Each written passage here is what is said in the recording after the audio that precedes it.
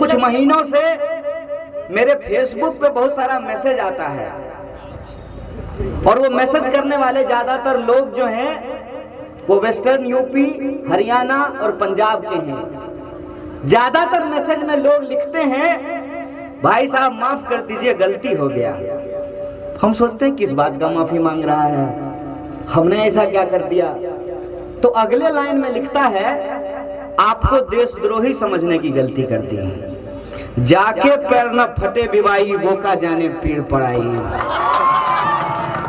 जब हमारी यूनिवर्सिटी के ऊपर हमला हुआ था तो हम इस देश में घूम घूम करके लोगों को कह रहे थे कि हमारी यूनिवर्सिटी देश के खिलाफ नहीं, देश के आम आवाम के हक और अधिकार के लिए खड़ा होने वाली यूनिवर्सिटी है।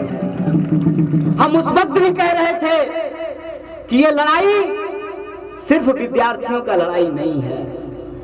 हम उस वक्त भी कह रहे थे कि ये लड़ाई एक विश्वविद्यालय को बचाने की लड़ाई नहीं है।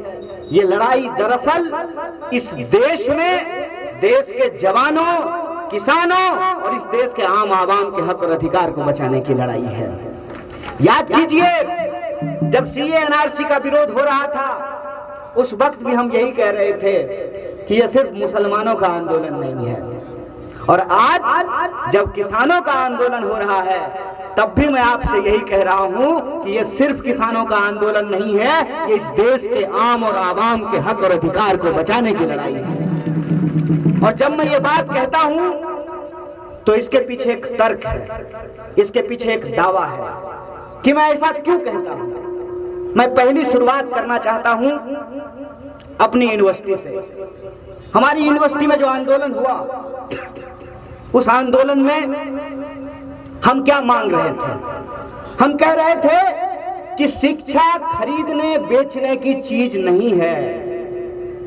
शिक्षा इस देश में पैदा होने वाले हर इंसान का बुनियादी अधिकार है। हम कह रहे थे कि आपको जितनी परीक्षा लेनी है ले लीजिए, आपकी इच्छा हो तो अगली परीक्षा ले लीजिए, लेकिन अगर हमारे भीतर काबिलियत है तो हमको पढ़ने लिखने का अधिकार होना चाहिए। और ये हम आपसे भीख नहीं मांग रहे हैं, ये हमारा बुनियादी अधिकार है, इसको हम आपसे मांग रहे हैं और इसको हम लेकर के रहेंगे। तो बहुत सारे लोगों ने कहा कि शिक्षा सस्ती अच्छी क्यों होनी चाहिए? जिसके पास पैसा है वो पढ़े, जिसके पास पैसा नहीं है वो नहीं पढ़े।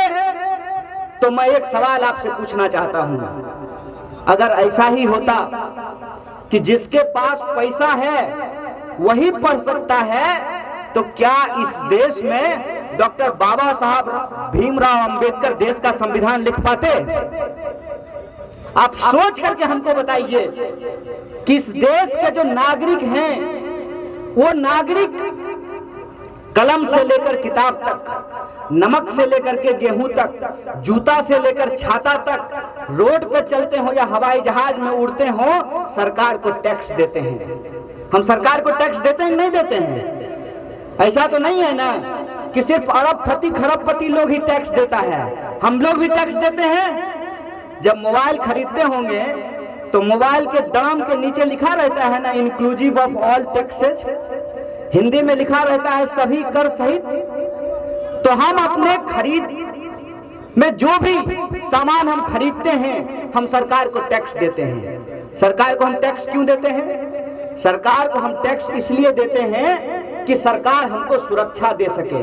क्या सिपाही जी, सरकार वेतन देती है ना, बाप के घर से नहीं देती है ना, हमारा टैक्स के पैसा से देती है ना।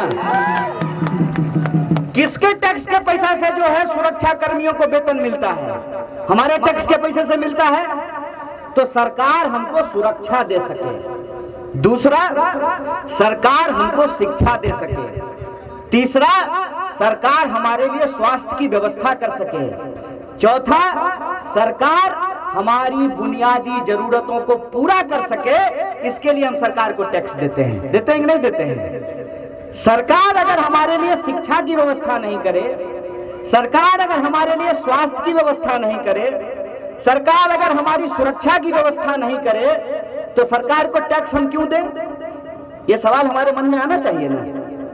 सरकार को हम टैक्स क्यों देते हैं? ताकि सरकार हमारी बुनियादी जरूरतों को पूरा कर सके। अब एक सवाल मैं आपसे पूछना चाहता हूं, क्या सरकार हमसे टैक्स लेकर के हमारी बुनियादी जरूरतों का पूरा कर पाती है? क्या हमारी बुनियादी जरूरतों को पूरा करना सरकार की जिम्मेवारी है कि नहीं है? तो सरकार का विरोध करना देशद्रोह कब से हो गया? प्रधानमंत्री देश है, भाजपा देश है, सरकार देश है। क्या नरेंद्र मोदी से पहले इस देश का कोई प्रधानमंत्री नहीं बना था? क्या भाजपा से पहले इस देश में किसी की सरकार नहीं बनी थी?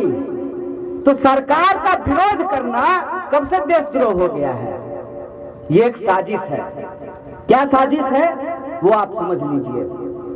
गांव में अगर किसी विधवा की जमीन कब्जा करना हो तो पहले उस विधवा को बदचलन साबित किया जाता है, पहले उस विधवा को डायन साबित किया जाता है। फिर जब उस विधवा की जमीन कब्जा कर ली जाती है तो उस विधवा की बात न थाने में सुनी जाती है, न मुखिया सुनता है, न सरपंच सुनता है, न एमएलए सुनता है, न मंत्री सुनता है, और उस विधवा की जमीन कब्जा कर ली जाती है। आपको नहीं लगता है कि जेएनयू के विद्यार्थियों के साथ ही यही बर्ताव किया गया? ये बोल करके कि जेएनयू के विद्यार्थी देश को तोड़ना चाहते हैं। कहा भाई, कुरकुरे का पैकेट है, देश हमारा कुरकुरे का पैकेट है कि हलवा है कि चम्मच लेंगे उठा करके खा लेंगे? जो तरीका इन्होंने जेएनयू के साथ अपनाया था वही तरीका उन्होंने इस देश के भीतर जो सीए एनआरसी का विरोध कर रहे थे उनके साथ अपनाया कि नहीं अपनाया? उनको देशद्रोही बोला कि नहीं बोला? उनको आतंकवादी बोला कि नहीं बोला? और वही तरीका ये आज देश के किसानों के साथ अपना रहे हैं कि नहीं अपना रहे हैं? तो हमारी बारी आई थी, तुम्हारी बारी आई, और पुलिस वाले याद रखिएगा आपकी भी बारी आएगी। डंडा चलाते हैं आप हमारे ऊपर, याद रखिएगा ये सरकार जब आपका पेंशन बंद कर देगा ना तब आपके लिए बोलने वाला कोई नहीं होगा। ये याद रखिएगा कि ये ऐसे लोग हैं जो इस देश के आम आवाम को आपस में लड़ा करके इस देश को बेचना चाहते हैं। इस बात को आप अपने दिमाग में डाल लीजिए कि इस देश के एक एक इंच जमीन को अपने मालिकों के हाथ में गिरवी रख देना चाहते हैं भाजपाई लोग। हमको इंतजार है इस बात का सर, हम आपको बता रहे हैं। अभी पंजाब हरियाणा का लोग हमको मैसेज करके बोलता है कि सर गलती हो गया। भाजपाई रोते रोते मेरे पास आएगा, कहेगा सर गलती हो गया, आपका बात नहीं समझे थे। हम इंतजार कर रहे हैं उस दिन का, आपको हम बता देते हैं। हमको मोदी जी से कोई दुश्मनी है क्या? हमको इतना फुर्सत है? माए बाप इसीलिए हमको पढ़ाया लिखाया, माए बाप हमको इसीलिए पीएचडी कराया कि हम प्रधानमंत्री से दुश्मनी पालते चले? हमको इतना फुर्सत है कि हम अमित शाह से इतना दुश्मनी करें? अमित शाह के बेटा को देखे हैं कैसा लगता है? नहीं, मेढक मत बोलिए। किसी भी इंसान के ऊपर व्यक्तिगत टिप्पणी नहीं करनी चाहिए। कभी उसको कोई मेढक कह देता है, कभी सुअर बोल देता है। एक बात हमको बताइए, अरे हमारे पिताजी गृह मंत्री थोड़ी हैं कि हम बीसीसीआई का सेक्रेटरी बन जाएंगे। जया साहब के पापा देश के गृह मंत्री हैं तो वो बीसीसीआई के सेक्रेटरी बन गए। हम तो गरीब घर में पैदा हुए हैं, हम तो पढ़ाई लिखाई करेंगे, नौकरी करेंगे, नेतागिरी करने का फुर्सत है हमको? प्रधानमंत्री जी से कोई व्यक्तिगत दुश्मनी नहीं है।